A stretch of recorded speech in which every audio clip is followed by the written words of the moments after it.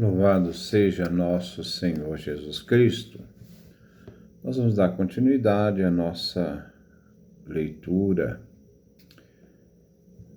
sobre revelação, escritura, sobre tradição, dando continuidade ao nosso 17º encontro. A palavra de Deus em palavras humanas. Não é, contudo, a palavra de Deus uma força humana que se coloca diante dos homens como força implacável, cega e fatal. Não é esse o objetivo da palavra de Deus. Executando seu juízo e sua salvação, Deus lida com o coração dos homens. Ao contrário de Baal, o deus cananeu, ao qual são atribuídos os mais incríveis e vergonhosos escândalos, Javé, o Deus de Israel, é um Deus virtuoso, sobrepondo-se a todo juízo. Conduz ele os caminhos dos homens, apelando para a sua consciência, o ser humano é um ser livre, a qual impõe exigências de ordem moral. A Sagrada Escritura tem uma implicação moral de resposta do ser humano em direção a Deus. A atitude do ser humano em relação a Deus na observância da lei da palavra é um compromisso moral que se dá através de um compromisso dado de uma resposta livre à observância da lei. Vimos que esta ideia da palavra remonta ao começo da história de Israel. Os mandamentos de Javé são debarim, palavras. Os 10 mandamentos são muitas vezes chamados de 10 palavras. Êxodo capítulo 34, versículo 18, Deuteronômio capítulo 4, versículo 13, também Deuteronômio capítulo 10, versículo 4. Em geral, porém, a mensagem moral de Javé a Israel é descrita como Torá, termo traduzido frequentemente por lei, mas que melhor se traduziria por sabedoria ou profecia. Eloquentemente, erige-se Jeremias em advogado do Decálogo, quando fala das palavras debarim e da sabedoria da Torá de Javé. Jeremias, vou citar só algumas passagens, capítulo 6, versículo 19, capítulo 8, versículo 8, capítulo 9, versículo 13 e outros.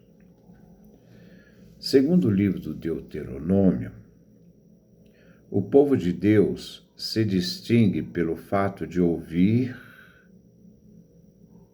e seguir a palavra de Javé. Há uma atitude de compromisso diante de Deus, que é compromisso ético. Por isso, ser-lhe é garantida a vida na terra da promessa.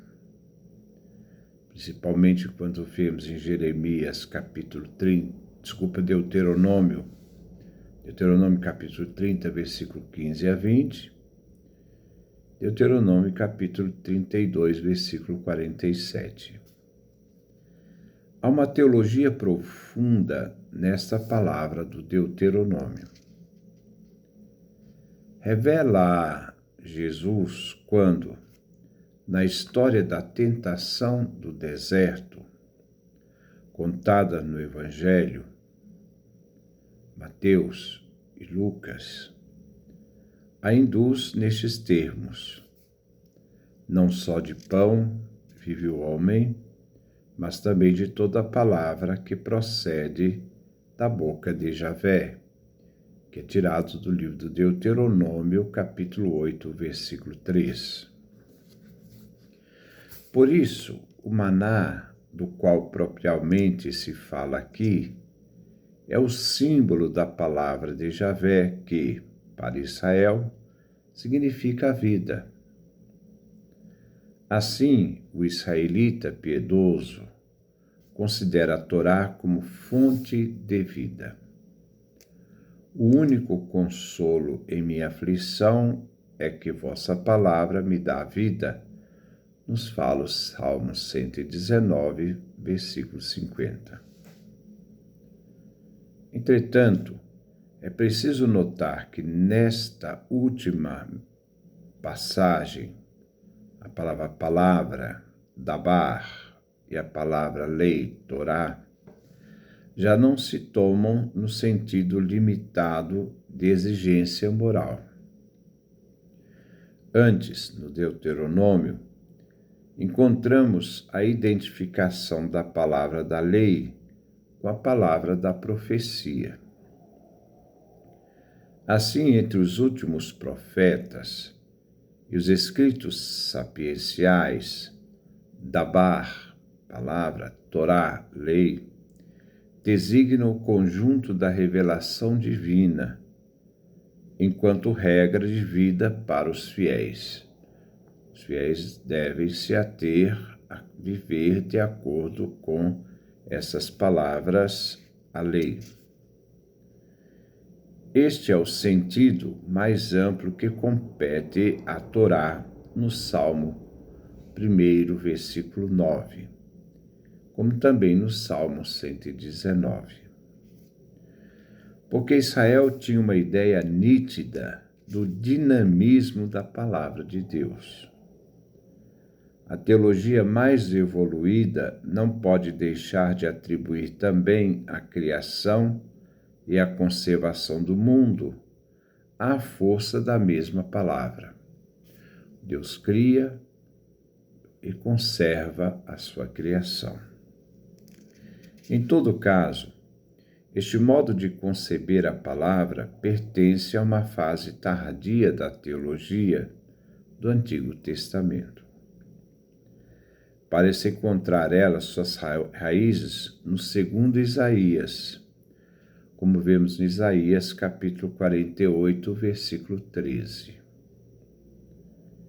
Seu clássico desenvolvimento, entretanto, dá-se com a narrativa da tradição sacerdotal da criação, pertencente à dependência de Isaías 2, segundo capítulo, na qual cada criação de Deus é referida a uma palavra sua. E Deus disse: faça-se. Gênesis, capítulo 1, versículo 3, versículo 6, versículo 9, versículo 11, o 14, versículo 20, versículo 24 e, por fim, versículo 26. Encontramos a mesma teologia no Salmo 33, nos versículos 6 a 9. No Salmo 147, do versículo 15 a 18, manifesta-se a fé no fato de a palavra de Deus não só ter chamado o mundo à existência, o nada veio a existir, mas também no fato de Deus reger o seu curso e causar os fenômenos ocorrentes na natureza, como gelar ou descongelar a água. É de notar que aqui como no Salmo 19, AP, a palavra criadora e reveladora de Deus é vista como o mesmo mistério, o mistério de Deus, da palavra. Igualmente, o segundo Isaías, a palavra criadora se transforma na palavra histórica, encarnada na história, de tal modo que é difícil, se torna distinguir, a palavra de Deus e a história. Ela se concretiza na história, ela tem um contexto histórico, ela é encarnada na história. É uma palavra vazia, sem o corpo, sem a realidade. Por isso ela é escrita nas realidades humanas. Por exemplo, Isaías, capítulo 40, versículo 9 a 11. Isaías, capítulo 40, versículo 22. Isaías, capítulo 40, versículo 27.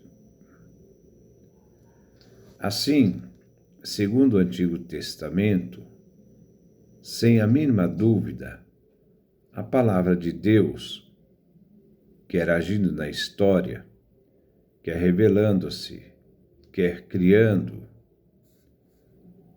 sempre é uma só e a mesma palavra, a mesma força divina, pois é pronunciada pelo único e mesmo Deus que a revela.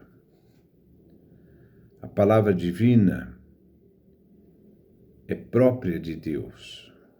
Enquanto ele se revela, age na história ou cria. O homem só pode conhecer a Deus porque Deus se deixa revelar. E quando ele se manifesta dentro de uma história concreta.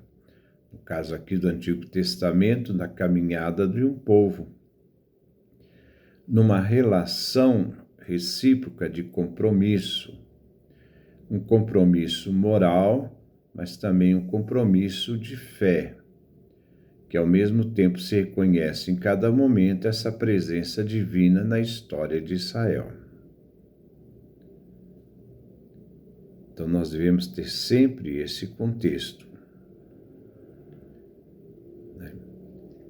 A palavra divina se revela pelo próprio Deus. Enquanto ele se deixa conhecer, ele age na história, então cria. Portanto, tornar-se visível, manifestar-se, corporificar-se, é algo essencial à palavra divina. A palavra é o sinal assumível, sob o qual a força divina opera a salvação humana. Mas realmente, ainda do que a Igreja, pode a palavra de Deus ser expressada como sacramento primitivo, como manifestação da presença divina, sinais da presença divina. Com a corporificação de sua palavra, lançou Deus os começos de uma ordem de salvação que leva em conta a natureza espiritual e corpórea, que de longe se vai encaminhando para a encarnação do Logos, isto é, do Filho, e que se expressa na sacramentalidade da Igreja, na qual a graça nos é oferecida sob sinais sensíveis, os sacramentos. Ora, a palavra de Deus é uma palavra que age na história humana. É Deus que se deixa conhecer pelo ser humano. Mas quando ele age na história, ele age de forma concreta e ele se dá a conhecer. Por isso, o ser humano pode usar as palavras humanas para expressar a realidade dessa comunicação de Deus com o ser humano. São palavras que têm uma realidade histórica e têm também um compromisso moral e um compromisso de fé, uma certeza de que este Deus é um Deus que se manifesta, pode ser então conhecido, porque se dá a conhecer. Então depois nós vamos dar continuidade, que Deus nos dê a sua graça, a sua bênção, sua face resplandeça sobre nós.